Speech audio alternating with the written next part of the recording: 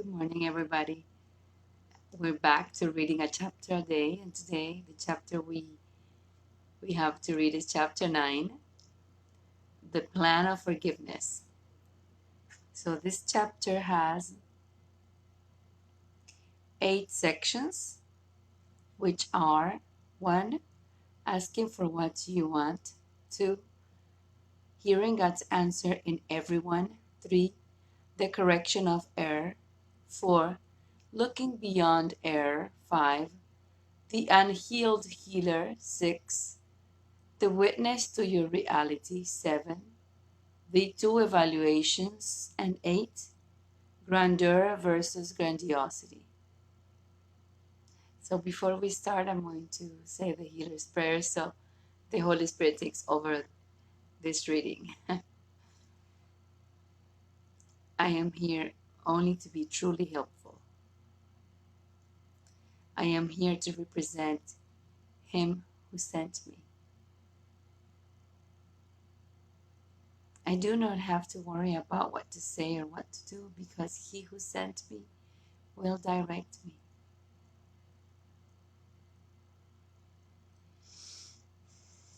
I am content to be wherever He wishes, knowing that He goes there with me.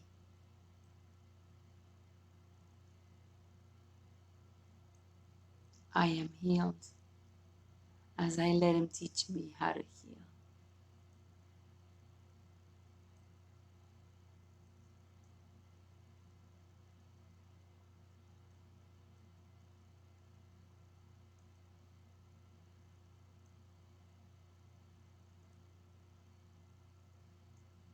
Okay, chapter 9, The Plan of Forgiveness, section 1, Asking for what you want. 1.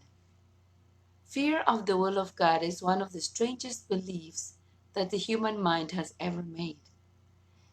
This could not possibly have occurred unless the mind was already profoundly split, making it impossible for it to be afraid of what it really is. Making it possible to be afraid of what it really is.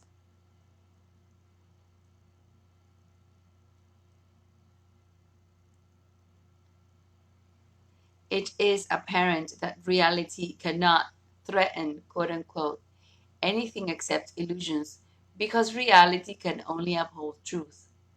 The very fact that the will of God, which is what you are, we are the will of God,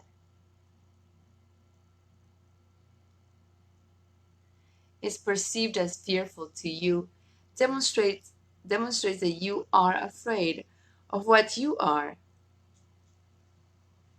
It is not then the will of God of which you are afraid, but yours. Your will is not the ego's, and that is why the ego is against you. What seems to be the fear of God is really only the fear of your own reality. 2. It is impossible to learn anything consistently in a state of panic.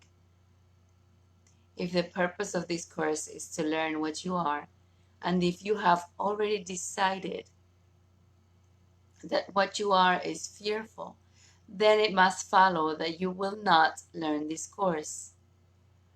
But you might remember that the reason for the course is that you do not know what you are. If you do not know your reality, how would you know whether it is fearful or not? The association of truth and fear, which would be highly artificial at best, is particularly inappropriate in the minds of those who do not know what truth is. All that this kind of association means is that you are arbitrarily endowing something quite beyond your awareness with something you do not want. 3. It is evident then that you are judging something of which you are totally unaware. You have set this strange situation up so that it is completely impossible to escape from it without a guide who does know what your reality is. The purpose of this guide is merely to remind you of what you want. He is not attempting to force an alien will upon you. He is merely making every possible effort within the limits you imposed upon him to re-establish your own will in your consciousness. You have imprisoned it in your unconscious, where it remains available but cannot help you. When I said that my function is to sort out the truth from the false in your unconscious, I meant that the Holy Spirit has the power to look into what you have hidden and perceive the will of God there.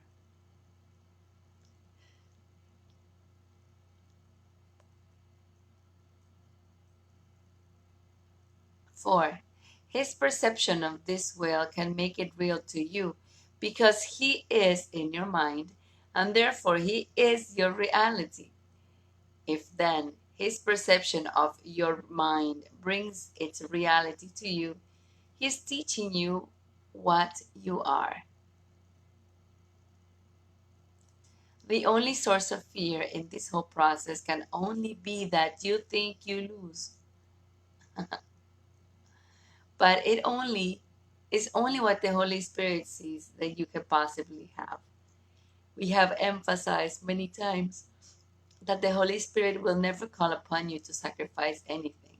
But if you ask the sacrifice of reality of yourself, the Holy Spirit must remind you that this is not God's will because it is not yours.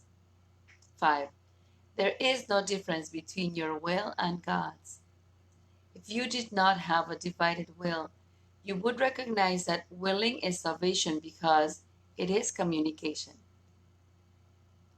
It is impossible to communicate in alien tongues. You and your Creator can communicate through creation because that and only that is your joint will. Divided wills do not communicate because they speak for different things to the same mind. This results in loss in the ability to communicate simply because confused communication does not mean anything. A message cannot be said to be communicated unless it makes sense. That's so funny.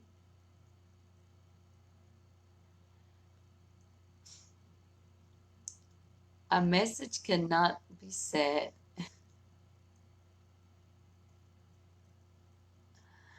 to be communicated unless it makes sense.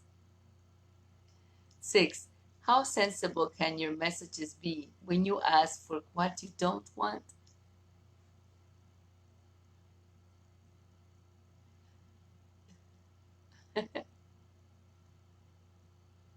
We're asking for what we don't want. Yet, as long as you're afraid of your will, this is precisely what you will ask for. You may insist that the Holy Spirit does not answer you, but it might be wiser to consider the kind of asker you are. You do not ask only for what you want. This is solely because you are afraid you might receive it and you would. This is really why you persist in asking the teacher who could not possibly teach you your will. Of him, you can never learn it, and this gives you the illusion of safety. But you cannot be safe from truth, but only in this. Reality is the only safety. 7. Your will is your salvation because it is the same as God's. The separation is nothing more than the belief that it is different. No mind can believe that its will is stronger than God's. If then a mind believes that its will is different from his, it can only decide either that there is no God or that God's will is fearful. The former accounts for the atheist and the latter for the martyr. Martyrdom takes many forms, the category including all doctrines which hold that God demands sacrifices of any kind.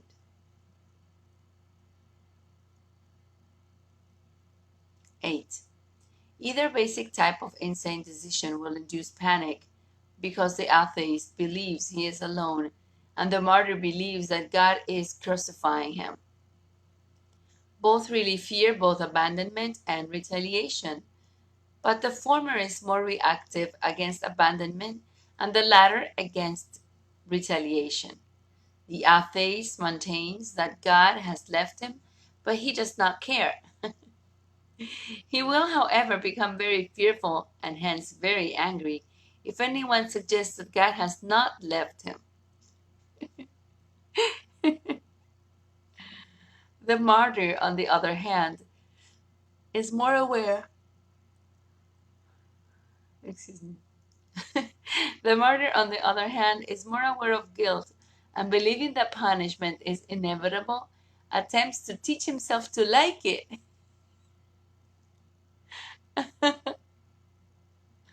Oh my gosh, that's so funny. 9. The truth is very simple that no one wants either abandonment or retaliation. Many people seek both, but it is still true that they do not want it. Can you ask the Holy Spirit for gifts such as these and actually expect to receive them? The Holy Spirit is totally incapable of giving you anything that does not come from God.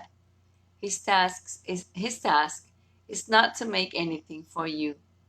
He cannot make you want something you don't want.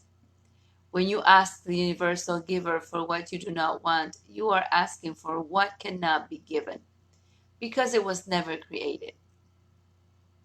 It was never created because it was never your will for you. 10. Ultimately, everyone must learn the will of God because ultimately everyone must recognize himself.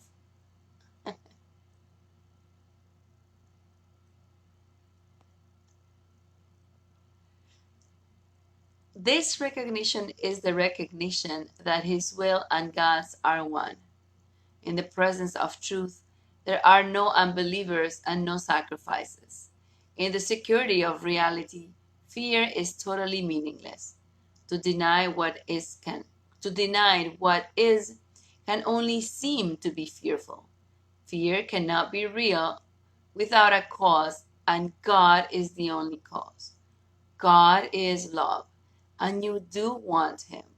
This is your will.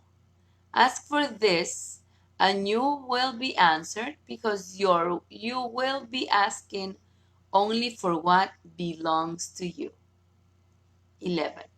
When you ask the Holy Spirit for what would hurt you, when you ask the Holy Spirit for what would hurt you, he cannot answer because nothing can hurt you, and so you're asking for nothing.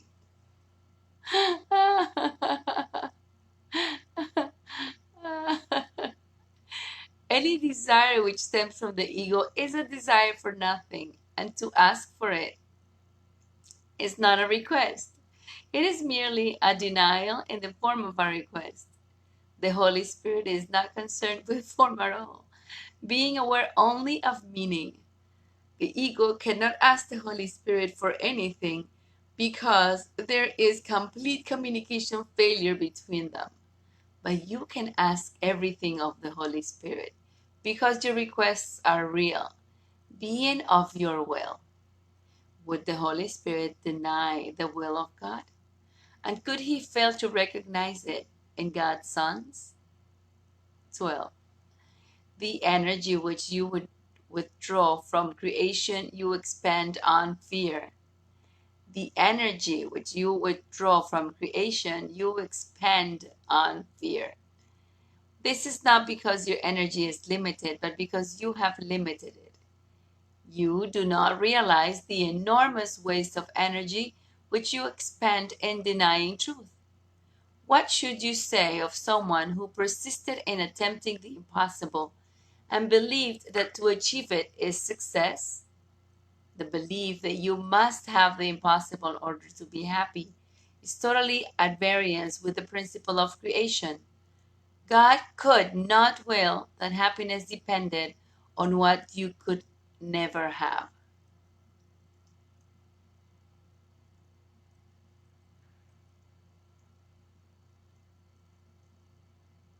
13. The fact that God is love does not require belief, but it does require acceptance. The fact that God is love does not require belief, but it does require acceptance. It is indeed possible for you to deny facts, although it is impossible for you to change them. If you hold your hands over your eyes, you will not see because you're interfering with the laws of seeing.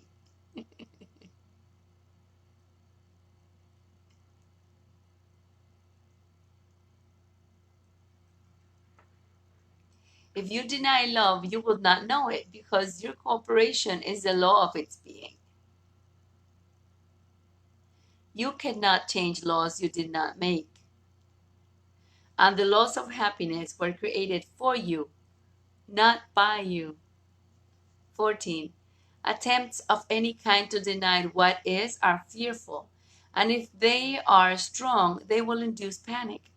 Willing against reality, though impossible, can be made into a very persistent goal, even though you do not want it. But consider that the results of this strange decision. You are devoting your mind to what you do not want.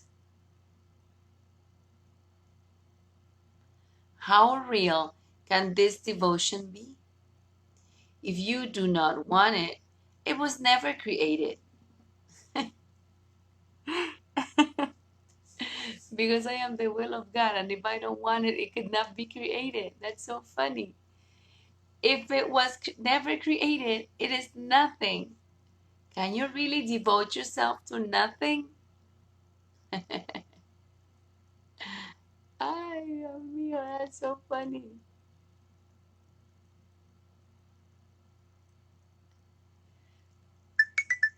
15.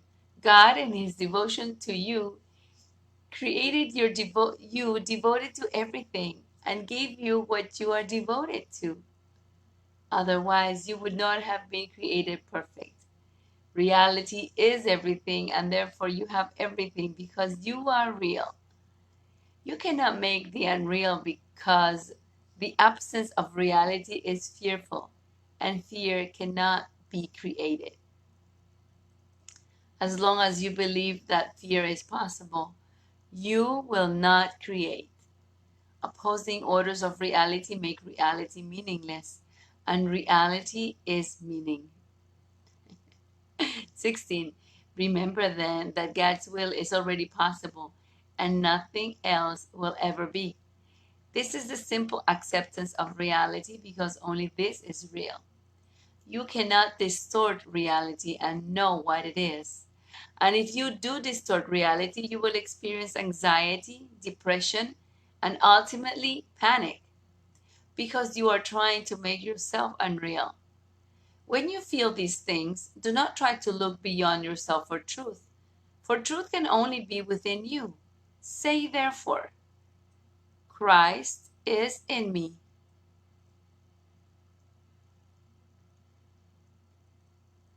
And where he is, God must be, for Christ is part of him. So we're reading chapter 9. That's entitled The Plan of Forgiveness. And we just read the first section, asking for what you want. And I'm going to read the second section, hearing God's answer in everyone. Hearing God's answer in everyone. 1. Everyone who has ever tried to use prayer to request something has experienced what appears to be failure. This is not only true in connection with specific things which might be harmful, but also in connection with requests which are strictly in line with this course. The latter, in particular, might be incorrectly interpreted as proof that the course does not mean what it says. But you must remember that the course does state, and repeatedly, that its purpose is the escape from fear. 2. Let us suppose then that what you request of the Holy Spirit is what you really want, but that you are still afraid of it. Should this be the case, your attainment of it would no longer be what you want. Even if it is, this accounts for why certain specific forms of healing are not achieved, even though the state of healing is. It frequently happens that an individual asks for physical healing because he is fearful of bodily harm. However, at the same time, if he were healed physically, the threat to his thought system would be considerably more fearful to him than its physical expression. In this case, he's not really asking for release from fear, but for the removal of a symptom which he has selected. This request is therefore not for healing at all. 3. The Bible emphasizes that all prayers are answered, and this must be true if no effort is wasted. The very fact that one has asked the Holy Spirit for anything will ensure a response, but it is equally certain that no response given by the Holy Spirit will ever be one which would increase fear. It is possible that his answer will not be heard at all. It is impossible, however, that it will be lost. There are many answers which you have already received and have not yet heard.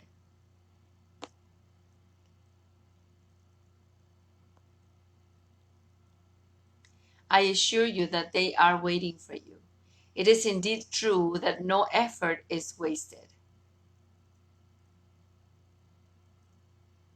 4. If you would know your prayers are answered, never doubt a Son of God.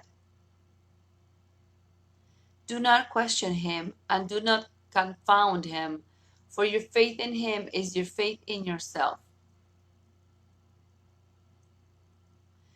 If you would know God and his answer, believe in me, whose faith in you cannot be shaken. Can you ask of the Holy Spirit truly and doubt your brother? Believe his words are true, because of the truth which is in him. You will unite with the truth in him, and his words will be true. As you hear him, you will hear me. 5. Listening to truth is the only way you can hear it now. And finally, know it. The message your brother gives you is up to you. What does he say to you? What would you have him say? What would you have him say? Your decision about him determines the message you receive. Remember that the Holy Spirit is in him, and his voice speaks to you through him. What can so holy a brother tell you except truth? But are you listening to it? 6. Your brother may not know who he is, but there is a light in his mind which does know. This light can shine into yours, making his words true.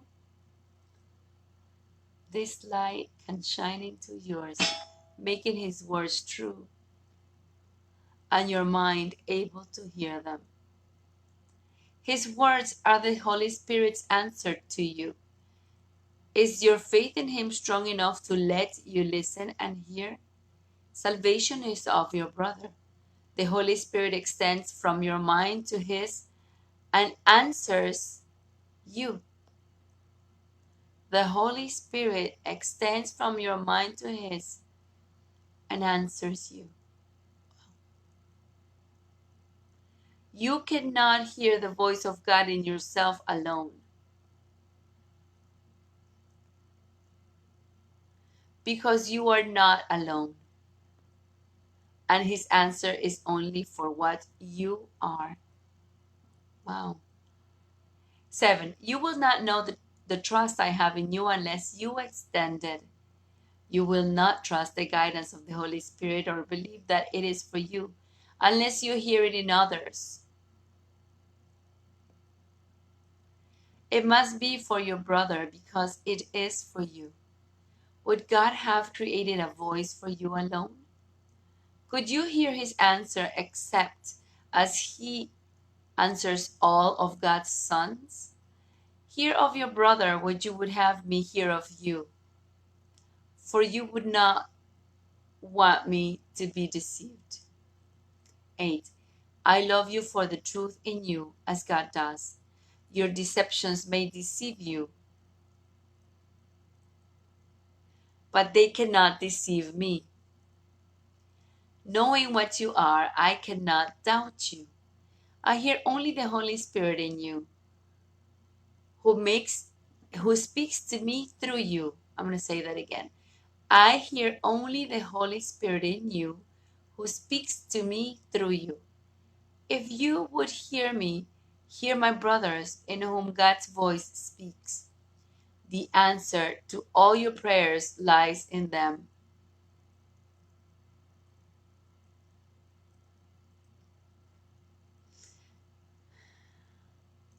You will be answered as you hear the answer in everyone. Do not listen to anything else, or you will not hear truth. Believe in your brothers because I believe in you, and you will learn that my belief in you is justified. 9. Believe in me by believing in them, for the sake of what God gave them.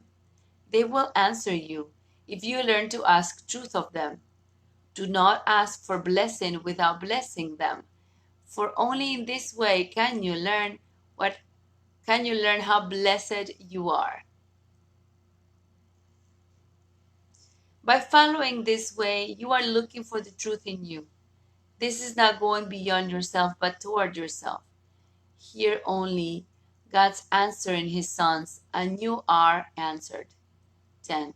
To disbelieve is to side against or to attack. To believe is to accept and side with. To believe is not to be credulous, but to accept and appreciate. What you do not believe, you do not appreciate, and you cannot be grateful for what you do not value. There is a price you will pay for judgment, because judgment is the setting of price. And as you set it, you will pay it.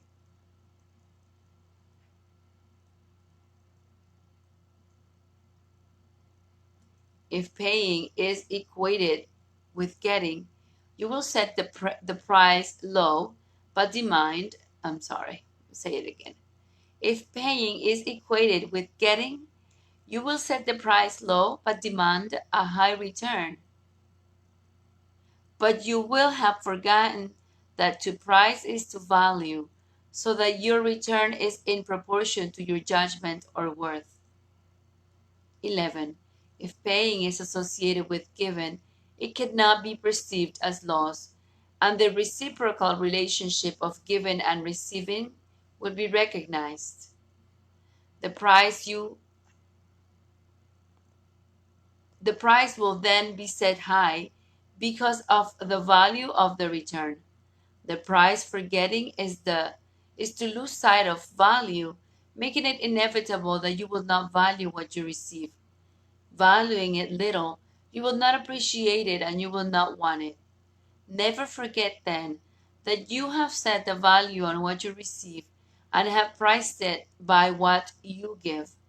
To believe that it is possible to get much for little is to believe that you can bargain with God. To believe that it is possible to get much for little is to believe that you can bargain with God. 12. God's laws are always fair and perfectly consistent. By giving, you receive. But to receive is to accept, not to get. It is impossible not to have, but it is possible not to know you have. The recognition of having is the willingness for giving, and only by this willingness can you recognize what you have. What you give is therefore the value you put on what you have, being the exact measure of the value you put upon it. And this in turn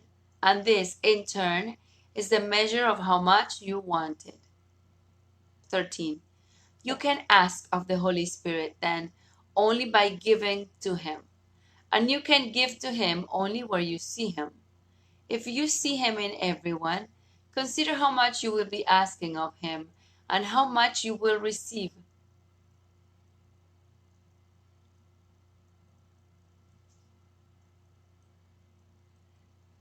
He will deny you nothing because you have denied him nothing, and so you can share everything. This is the way and the only way to have his answer, because his answer is all you can ask for and want. Say then to everyone, because I will to know myself, I see you as God's son and my brother. Because I will to know myself, I see you as God's son and my brother. Because I will to know myself, I see you as God's son and my brother. How beautiful. Okay, we're reading chapter 9, entitled The Plan of Forgiveness. And we've read 2 sections out of 8. The first one, asking for what you want. The second one, hearing God's answer in everyone. And I'm going to read the third one, the correction of error. The correction of error. The alertness of the ego to the errors which other egos make.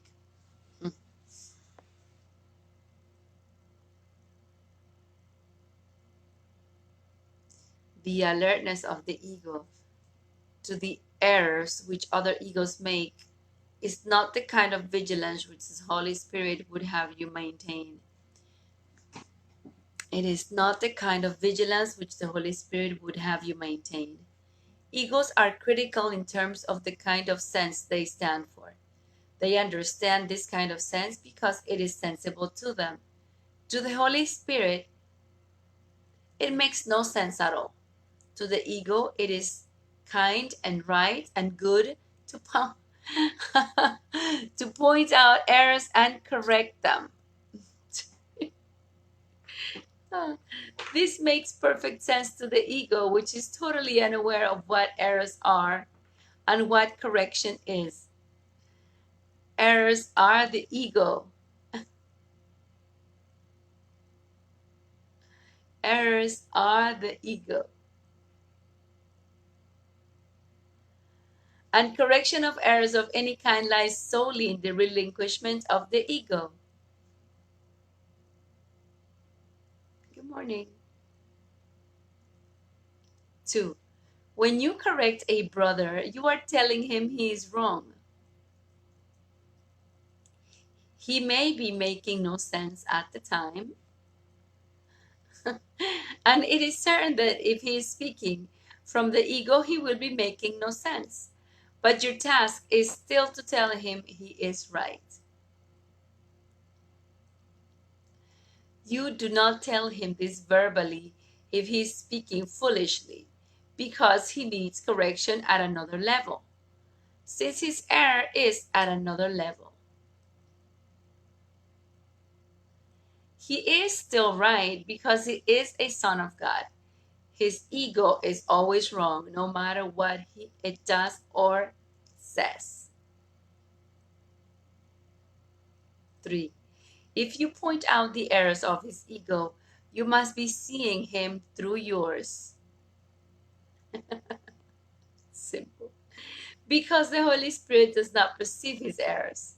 This must be true if there is no communication at all between the ego and the Holy Spirit. The ego makes no sense, and the Holy Spirit does not attempt to understand anything that arises from it. Since he does understand it, since he does not understand it, he does not judge it, knowing that nothing it engenders means anything. 4. When you react at all to errors, you are not listening to the Holy Spirit. Did we read? I'm going to read it again. When you react at all to errors, you are not listening to the Holy Spirit. He has merely disregarded them, and if you attend to them, you are not hearing him.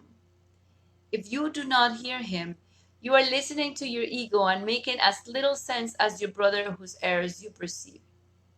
This cannot be correction, but it is more than merely lack of correction for him. It is the giving up of correction in yourself. 5. When a brother behaves insanely, you can heal him only by perceiving the sanity in him.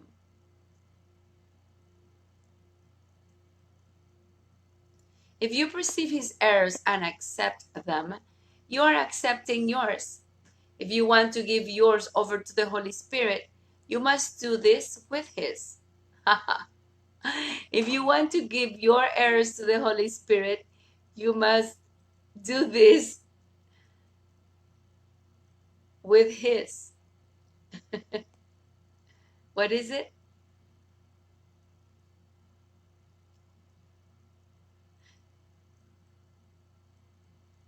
If I want to give my errors over to the Holy Spirit, I have to do the same with my brother's errors. Give them over to the Holy Spirit. Unless this becomes the one way in which you handle all errors, you cannot understand. You cannot understand how all errors are undone. How is this different from telling you that what you teach, you learn? Your brother is as right as you are. And if you think he is wrong, you are condemning yourself. 6. You cannot correct yourself. It is possible then for you to correct. Is it possible then for you to correct another? But you can see him truly because it is possible for you to see yourself truly. It is not up to you to change him, but merely to accept him as he is. His errors do not come from the truth that is in him, and only this truth is yours. His errors cannot change this and can have no effects at all on the truth in you. 7. To perceive errors in anyone and react to them as if they were real is to make them real to you. You will not escape paying the price for this, not because you are being punished for it, but because you are following the wrong guy and will lose your way. Your brother's errors are not of him, any more than yours are of you. Accept his errors as real, and you have attacked yourself. If you would find your way and keep it, see only truth beside you, for you walk together. 8. The Holy Spirit in you forgives all things in you and your brother. His errors are forgiven with yours. Atonement is no more separate than love. It cannot be separate because it comes from love.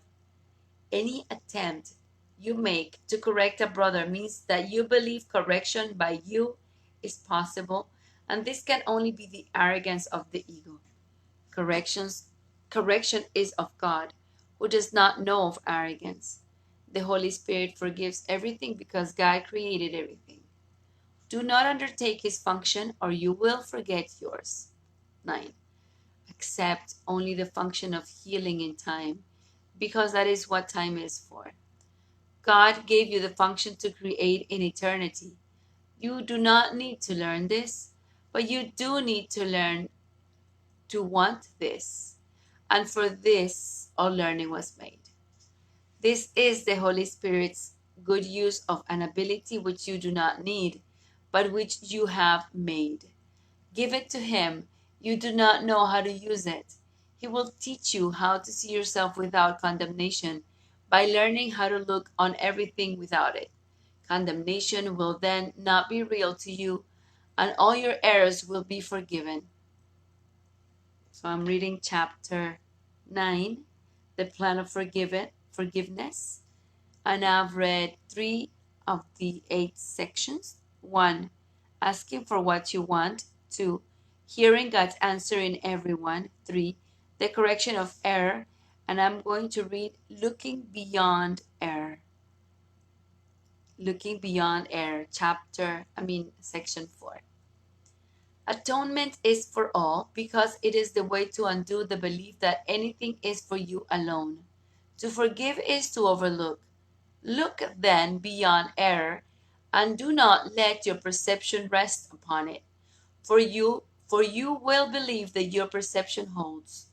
For you will believe what your perception holds. Accept as true only what your brother is, if you would know yourself. Perceive what he is not, and you cannot know what you are, because you see him falsely. Remember always that your identity is shared, and that its sharing is its reality.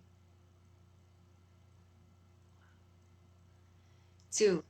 You have a part to play in the atonement, but the plan of the atonement is beyond you. You do not know how to overlook errors, or you would not make them. It would merely be farther error to think either that you do not make them, or that you can correct them without a guide to correction. And if you do not follow this guide, your errors will not be corrected. The plan is not yours because of your limited ideas about what you are. But this limitation is where all errors arise. The way to undo them is therefore not of you, but for you. 3. The atonement is a lesson in sharing, which is given you because you have forgotten how to do it. The Holy Spirit merely reminds you of what is your natural ability.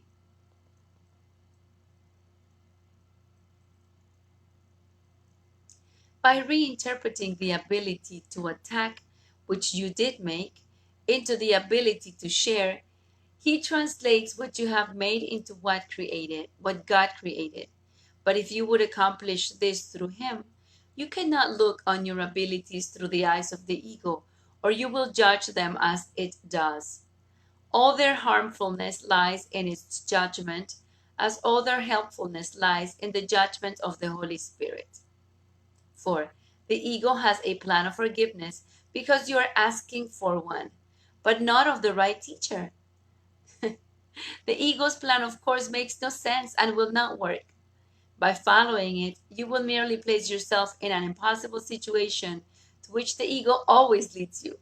Its plan is to have you see error clearly first and then overlook it. But how can you overlook what you have made real? By seeing it clearly. You have made it real and cannot overlook it. 5. This is where the ego is forced to appealing to mysteries and begins to insist that you accept the meaningless to save yourself. Many have tried to do this in my name, forgetting that my words might make perfect sense, but they come from God. They are as sensible now as they ever were, because they speak of ideas which are eternal. You would not get a contradictory message from me, because I speak with one voice. Forgiveness that is learned of me does not use fear to undo fear, nor does it make real the unreal and then destroy it. 6. Forgiveness through the Holy Spirit lies simply in looking beyond error from the beginning and thus keeping it unreal for you.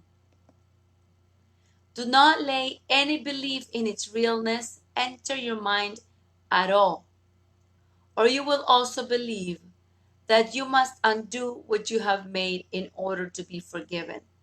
What has no effect does not exist, and to the Holy Spirit the effects of error are totally non-existent. By steadily and consistently canceling out all its effects,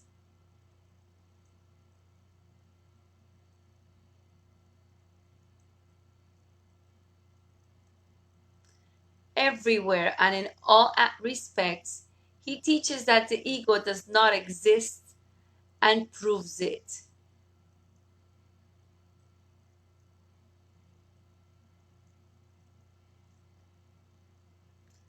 7. Follow his teaching in forgiveness then, because forgiveness is his function and he knows how to fulfill it perfectly.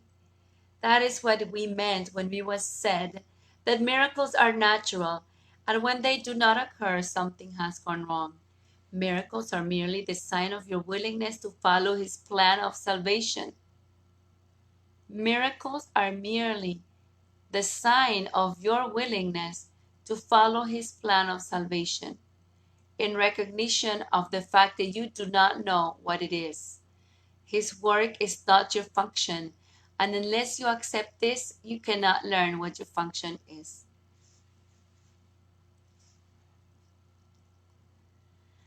8. The confusion of functions is so typical of the ego that you should be quite familiar with it by now. The ego believes that all functions belong to it, even though it has no idea of what they are. This is more than mere confusion. It is a particularly dangerous combination of grandiosity and confusion that makes it likely that the ego will attack anyone and anything for no reason at all. This is exactly what it does. It is totally unpredictable in its responses because it has no idea what it heard. 9. If one has no idea what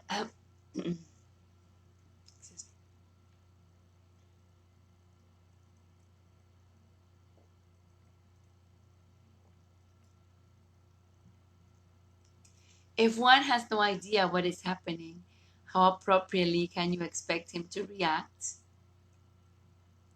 But you might still ask yourself, regardless of how you can account for the reactions, whether they place the ego in a very sound position as a guide for yours.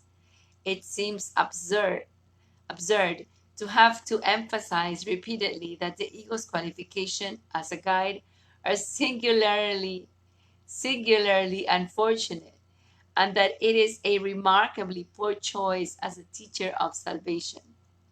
Yet, this question, ridiculous as it seems, is really the crucial issue in the whole separation fantasy.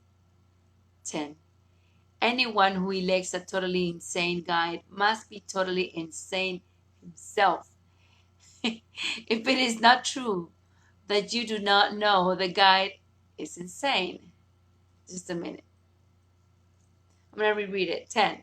Anyone who elects a totally insane guide must be totally insane himself. It is not true that you do not know the guide is insane. You know it because I know it. And you have judged it by the same standard I have. The ego literally lives on borrowed time, and its days are numbered. Do not fear the last judgment, but welcome it, and do not wait, for the ego's time is borrowed from your eternity.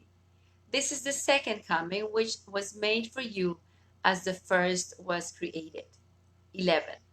The second coming is merely the return of sense. Can this possibly be fearful? What can be fearful but fantasy? No one turns to fantasy unless he despairs of satisfaction in reality. But it is certain that he will never find satisfaction in fantasy, so his only hope is to change his mind about reality. Only if the decision that reality is fearful is wrong can God be right. And I assure you that God is right. 12. Be glad then that you have been wrong, but this way only because you did not know what you were. Had you remembered, you could no more have been wrong than God can. The impossible can happen only in fantasy. When you search for reality in fantasies, you will not find it. The symbols of fantasy are of the ego, and of these you will find many. But do not look for meaning in them. They have no more meaning than the fantasies into which they are woven. 13. Fairy tales can be pleasant or fearful, pretty or ugly, but no one calls them true. Children may believe them, and so for a while they are true for them. But when reality dawns, they are gone. Reality has not gone in the meanwhile. The second coming is the awareness of reality, not its return. Behold, my child, reality is here. It belongs to you and me and God, and it is perfectly satisfying to all of us. All of us. Only this awareness can heal because it is the awareness of truth. I am reading chapter 9, the plan of forgiveness. I have read 4 sections. 1, asking for what you want. 2, having God's answer in everyone. Hearing God's answer in everyone. 3, the correction of error. 4, looking beyond error. And 5, the unhealed healer is what I'm going to read now. The unhealed healer. 1. The ego's plan for forgiveness is far more widely used than God's. This is because it is undertaken by unhealed healers and is therefore of the ego. Let us consider the unhealed healer more carefully now. By definition, he is trying to give what he has not received. If he is a theologian, he may start from the premise, I am a miserable sinner, and so are you. If he is a psychotherapist, he is more likely to begin the equally incredible idea that he really believes in attack, and so does the patient, but it does not matter in either case. 2. We have repeatedly stated that beliefs of the ego cannot be shared, and this is why they are not real.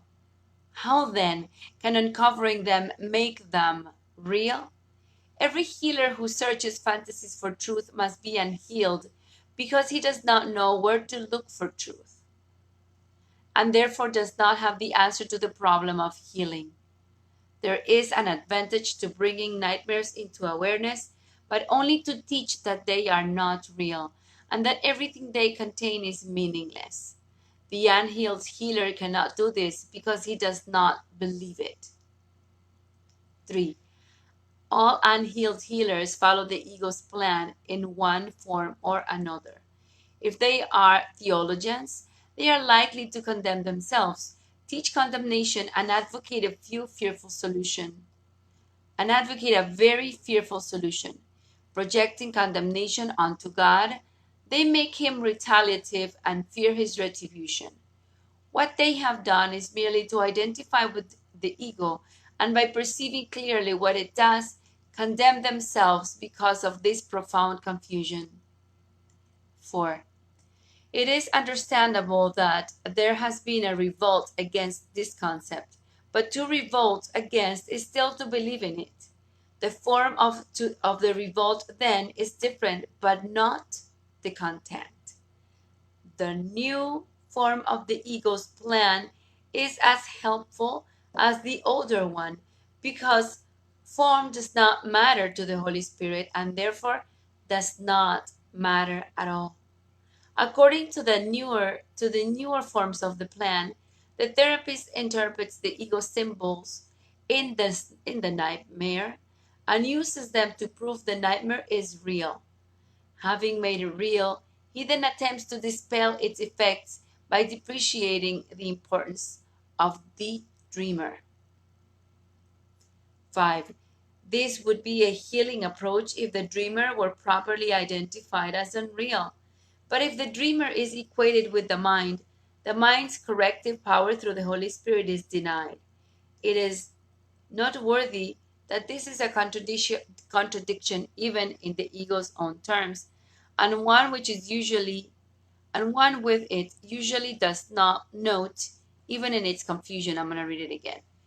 I'm sorry.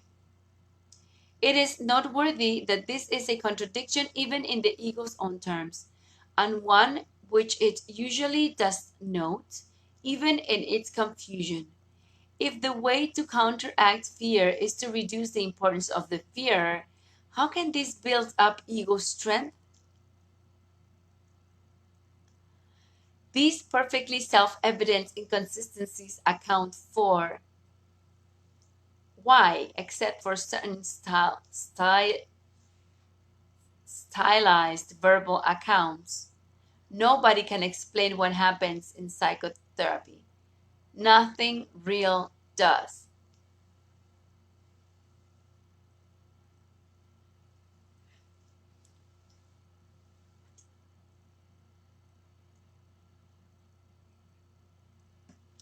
Six, nothing real has happened to the unhealed healer, and he learns from his own teaching.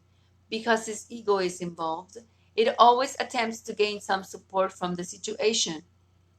Seeking to get something for himself, the healer does not know how to give, and consequently cannot share. He cannot correct because he is not working correctively. He believes that it is up to him to teach the patient what is real, but he does not know it himself. 7. What then should happen? When God said, "Let there be light," there was light. Can you find light by analyzing darkness as the psychotherapist does, or like the theologian by acknowledging it in yourself and looking for a distant light to remove it while emphasizing the distance? Healing is not mysterious. Nothing occurs unless you understand it, since light is understanding. A miserable sinner, quote unquote, cannot be healed without magic, and an unimportant mind, quote unquote, cannot steam itself. Both forms of the ego's approach, then, must arrive at an impasse, the characteristic impossible situation to which the ego always leads.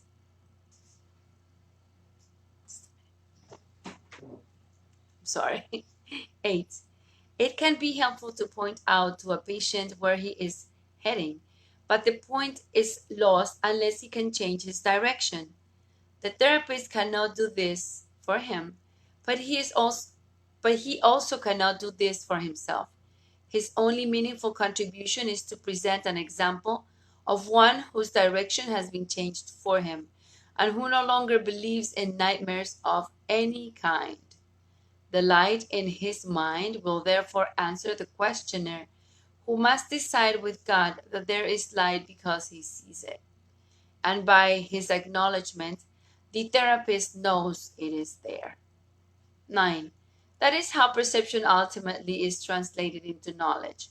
The miracle worker begins by perceiving light and translates his perception into sureness by continually extending it and accepting its acknowledgement. Its effects assure him it is there. The therapist does not heal, he lets healing be. He can point to darkness, but he cannot bring light of himself, for light is not of him. But being for him, it must be for his patient. 10. The Holy Spirit is the only therapist. The Holy Spirit is the only therapist. He makes healing perfectly clear in any situation in which he is the guide. The human therapist can only let him fulfill his function. He needs no help in this. He will tell you exactly what you do to help anyone he sends to you for help, and will speak to him through you if you do not interfere. Remember that you are choosing a guide for helping, and the wrong choice will not help. But remember also that the right one will. 11. Trust him, for help is his function and he is of God. And as you awaken other minds to God through him and not yourself, you will understand that you are not obeying the laws of this world, but that the laws you are obeying work. The good is what works, quote unquote, is a sound though insufficient statement. Only the good can work. Nothing else works at all. 12. This course is a guide to behavior. Being a very direct and very simple learning situation, it literally provides the guide who tells you what you do. If you do it, you will see that it works. Its results are more convincing than its words. They will convince you that the words are true. By following the right guide, you will learn the simplest of all lessons. By their fruits ye shall know them, and they shall know themselves.